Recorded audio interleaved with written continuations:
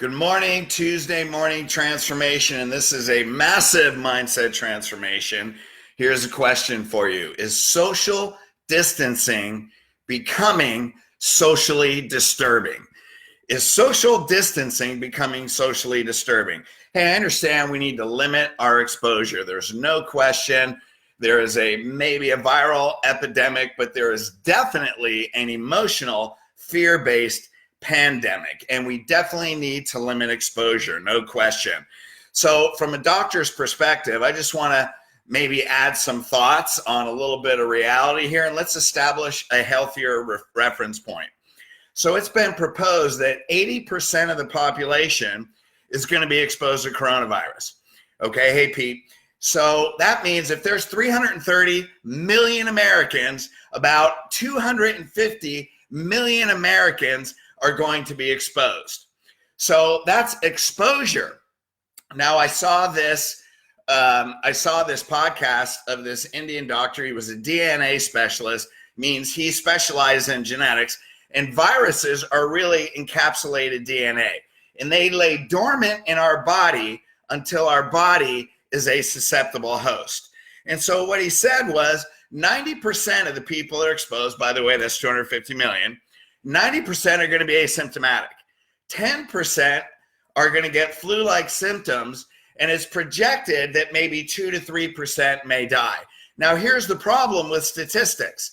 If viruses lay dormant, we can be exposed. So limiting exposure does not eliminate exposure. Limiting exposure does not eliminate exposure. And what's that mean? If you're going out in public at all, how do you know who just walked by and coughed? How do you know someone just walked by and breathed in that same space? If you're going into a grocery store, any finite, limited space that is contained, you've already been exposed. That doesn't mean you're going to test positive, because viruses can hide in your body and you cannot test positive. So when we look at the statistics, they're saying, well, the death rate is based on the exposure and these people tested positive, but we can't test everybody. So how do we know? We're never going to test 250 million people. So are the stats really accurate? Hey, Doc, Philip. Hey, all you guys, glad that you're here. Hopefully this enlightens you, right? So there's all these people. Why don't you just basically consider yourself exposed? How about that? So the funny part is there's so much fear. Now, here's the thing. If we're all exposed, there's probably about 200,000 people that have been exposed, right, that have been tested. There's over 100,000 that actually were tested, had the flu, and got better. And then there's all these people that are exposed that are asymptomatic. So what's the difference? And then there's people that died. So what's the difference? Because the virus is the same. The virus doesn't change. That's the same. So why does one person die, one person have flu symptoms, another person test positive, and another person has been exposed, but they may not even test positive? What's the difference if the virus is the same? That is the health of the person. That's it, man. So everybody's running around. Some people are running around in fear because what are we afraid of? We're afraid of the unknown. We're afraid. What makes people fearful is ignorance. That's it. Ignorance is what makes people fearful. And the other thing is if you don't have confidence in the health of your body. So that's it. If you don't have confidence in the health of your body. Now, let's look at this. What is actually the psychological impact of a whole globe being in fear? Number one, the whole general consciousness. Well, I looked this up a bit, and the state of fear, what it does, it puts your brain into a survival response. That means you become so hypersensitive that you lose all logical thinking, okay? Frontal lobe disappears. You go into primitive brain. You're on your reptilian brain, which means it's fight or flight. So what are you going to do? You're going to do completely illogical behavior. What's that mean? That means people are going to become highly sensitive and do extreme behavior with very small stimulus. So I was in the parking lot. I was actually going to Whole Foods, and I saw somebody I knew, and they were with their sister. And so I went, hey, how you guys doing? And they kept backing up like this. And she goes, oh, by the way, this is my sister. So reflexively, because I have 1,000% confidence in my health, I went, hey, nice to meet you. And I put out my hand. She grabbed her sister. I swear to God, both of their feet practically left the ground. You would have thought that I pointed a gun to their head. And I was like, what? I started laughing out loud. I just thought that was the most extreme response. And this is an example. I was walking along the beach the other day, and I ran into this guy that I know from the gym, and he's like, oh, stand back. And he was probably 10 feet away. And, there's people around walking by on the sidewalk. So I would step out of the way, and they would step out of the way. But if I stepped toward him, I would watch him shuffle back, and I'd look at his eyes get wide open. He's like, no. And I'm like, dude, what are you doing? Like, you've been exposed already. There's 250 million going to be exposed. Why don't you just ease up, call yourself exposed, keep your body healthy, and you'll probably never experience a symptom. The thing is, people think, well, if I have this fear and I keep people away from me and I don't have symptoms, then I'm not going to get exposed. No, why don't we just make it you're already exposed? How about that? But you don't have to get sick. Your immune system can fight it. There's only one variable, and that's the level of your health. So what we're seeing now, when this happens long term and we stay in fear, it actually leads to psychotic behavior. So I'm walking along the beach. This was yesterday, and this is how I thought of this topic. I'm walking along the beach. People would walk by. Actually, I was on the road above the beach. So you come to a point where there's a sidewalk, and I noticed because of social distancing, and it's all good, that people would get on the street and they'd walk around. So some people were walking on the street. Some people were walking on the sidewalk. Very few walk shoulder to shoulder, and it's all good. But I've been living near the beach for 4 years, okay? And what I'm noticing is people walk by, they look down, and they walk by, avoidance. And I'm like, what is going on? Like, what is happening here, man? This is psychotic behavior. People are becoming withdrawn. Now, what happens? Well, when they do that, then your general state becomes more anxious. You have heightened attention. It causes extreme behavior in small things. You tend to stay in tight quarters. People turn to alcohol. Liquor stores are considered essential right now. Why? Because, man, I need a glass of wine at the end of the day. I mean, I don't. But, people that have any tendency towards pills, towards alcohol, towards drugs, that this is going to heighten every insecurity that anybody has. And this is a shift in consciousness when what's really happening? The universe, the planet is calling for a shift in consciousness. What does this represent?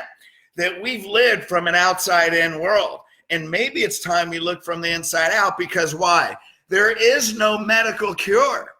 There's no known cure, right? So what's happening? That we have to look from the inside out. Now, what's happening, guess what the cure is? Guess what helps relieve the psychosis that people are going through? Okay, here's the irony. So guess what helps? Socialization.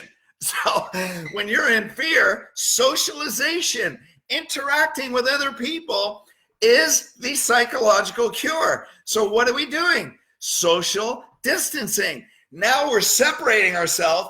We're living in fear.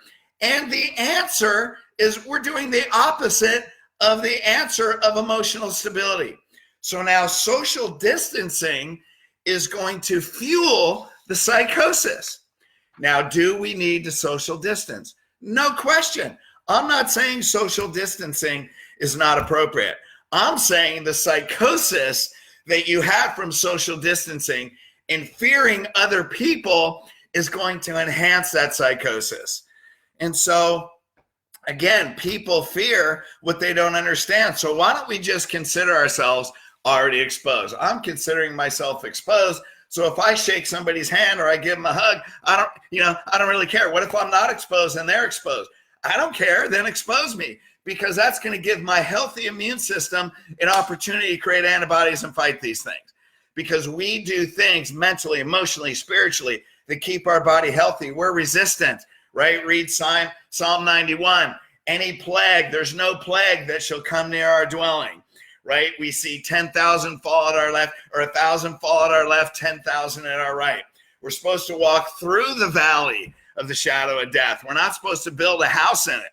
Like all these people that were running in fear, they're building their residence in this fear. We're supposed to walk through the valley, right? It's okay. It's okay that we live in this world. But what are we going to do? Are we going to take responsibility for our health? So here's the thing. I have this friend in Italy, because it's a known fact, 700 people die a day from coronavirus. So I have 2 chiropractic clients in Italy, and here's what they say. You know, if a person dies of cancer, but they're tested and they have coronavirus, then they say they were died because of coronavirus.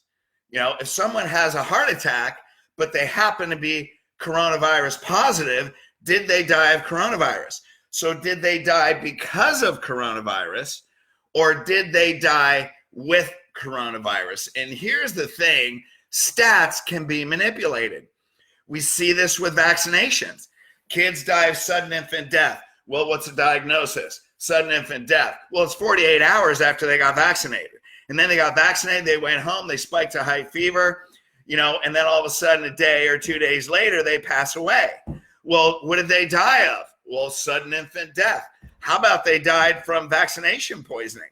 So stats can be manipulated, and they're not always true. If we had 250 million tests, we could find that maybe the death rate really is below 1%. I don't know. I'm just proposing.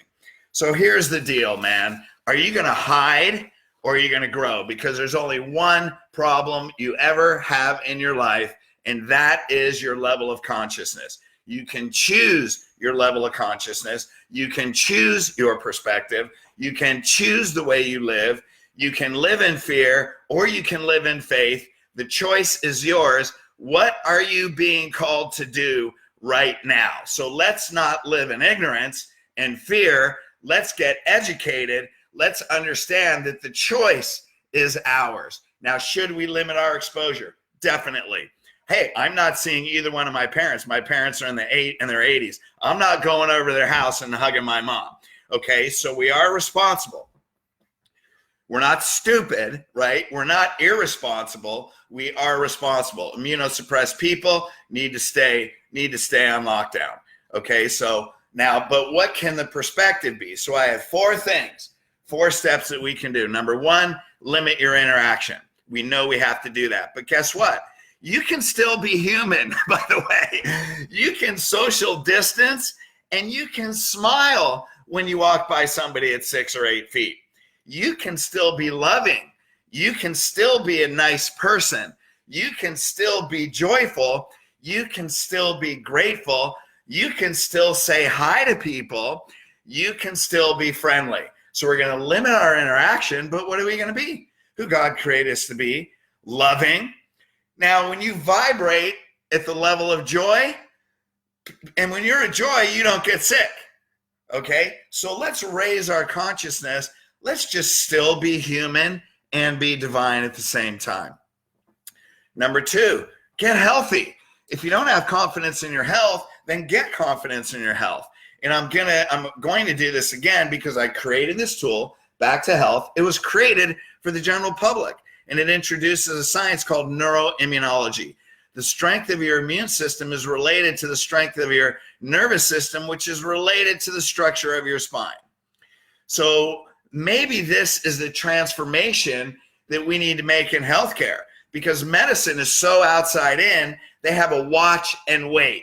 We can't help you until you get sick. So what do you got to do? Limit yourself. Be scared. Live in fear. Wait till you get sick. And then, by the way, show up at the hospital. And if you're older, we don't have enough ventilators. So too bad. You know, what are they relying on? Ventilators. Well, what if I don't want to get that far? You know, what if I want to take responsibility for my health? So medicine is not going to save you. If you're waiting for a vaccination, you know, it's already too late. Okay? We have to take responsibility for ourselves. Go to Elite Coaching, get this book and read it. This is for the general public, not just for chiropractors. This is for the general public. Okay, take care of your spine. That's why I have the confidence I do. I have a healthy spine. I've been working on it for friggin' 30 years. I do my stuff every day. I have zero fear of the virus because of spiritual, emotional stability, and physical stability. Okay, so limit your interaction, be human, get healthy, do what it takes, do the right things. 3, move from fear into faith. Man, what are you putting in your mind? You know, I remember when Cindy, my wife, was passing away with cancer, she was reading all these medical studies, getting all stressed out. Hey, Nancy. Hey, Phil. Hey, you guys, thanks for commenting. And she's like, oh my God, what about this? And look at this. I'm like, why are you reading that? What are you putting in your mind? If you are constantly watching the news, you can watch the news, but don't listen to the news. You can see the news, but don't listen to the news. Don't live by the news. Live by your own responsibility and your own confidence in your health. Because if you're immersed in that, you will certainly live in fear. That's for sure. What are you putting in your mind? What spiritual things are you putting in your mind and into your heart? So, hey, limit your action, but be human, get healthy, move from fear into faith, right? Now develop daily rituals that support those. And when you move from fear into faith, guess what? When you have a life purpose that is bigger than you are, you don't have time to be sick. And that's a lot of mentality. It's like, I'm not going to get sick. I have a purpose to help people all around the world. So God's going to protect me.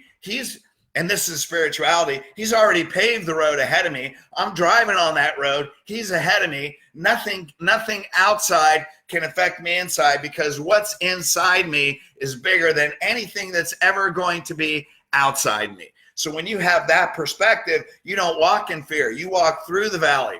You know no plague will come near your dwelling. And you take care of yourself and you be responsible. Okay? And then develop the daily rituals. I have spirit, mind, body, morning rituals. I have spirit, mind, body, evening rituals. So I get my mind in the right place. I get my body in the right place. Get my spirit in the right place. Your body vibrates on the right level. And then again, here's you are more powerful than you think, gang. It's right here. You are more powerful than you think. If you think too much in this world today, you will surely live in fear. So tap into that power. Go to youaremorepowerful.com. If you need a resource, go to youaremorepowerful.com. We have meditations, we have master classes, we have a whole video series PDF that will give you the inside out reference point that no matter what's outside of us, that what's inside of us is bigger. Seek the kingdom first, then all things will be added. Let's live from an inside out reference point, right? Let's take care of our body. Let's take care of our mind and spirit, and let's live from an inside out reference point, empowered. Because let me ask you a question. By the time we get through this flu season 2020, November, December, we're going to be just coming out of this and we're moving right into flu season again. So what you do today is going to determine the world that you live in, your world, for the rest of your life. So let's use this as an opportunity. Let's take power. Let's take control. Let's be healthy. Let's have a healthy spirit, mind, body. And let's live on another level and be an example that can shift the consciousness on this planet. Because I believe when the consciousness shifts to a higher level, which is what we're being called to do right now, when we raise our consciousness to a higher level, then this whole thing is going to disappear. This is a test in consciousness. That's what it is. So if you're going to raise your consciousness and we do this together, this thing's just going to go away. You watch. Okay, gang, those are great resources. Thank you for listening. Thank all of you for joining. I love and appreciate you guys. Spread this, share this, spread this around the world, because this is an empowering message that people need to hear to move from their mind into their heart and live in love. All right. Love you guys. Peace. Take care.